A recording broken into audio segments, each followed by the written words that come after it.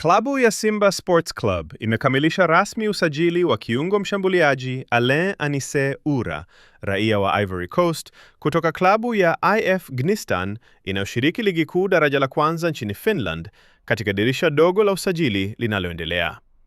Taarifa za ndani kabisa zimethibitisha kufikia makubaliano kamili na IF Gnistan juu ya uhamisho wa mchezaji huyo baada ya pande zote kukubaliana masharti binafsi pamoja na taratibu zote kukamilika. Alain Anise Ura amejiunga na wekundu wa Msimbazi, akitarajiwa kuongeza nguvu mpya katika safu ya ushambuliaji kutokana na uwezo wake mkubwa wa kucheza kama winga na kiungo mshambuliaji, akijulikana kwa kasi, chenga, ubunifu pamoja na uwezo wa kufunga na kutengeneza mabao. Uzoefu wake aliopata katika soka la Ulaya, hususan ligi ya Finland, unatajwa kuwa faida kubwa kwa kikosi cha Simba katika michuano ya ndani na kimataifa.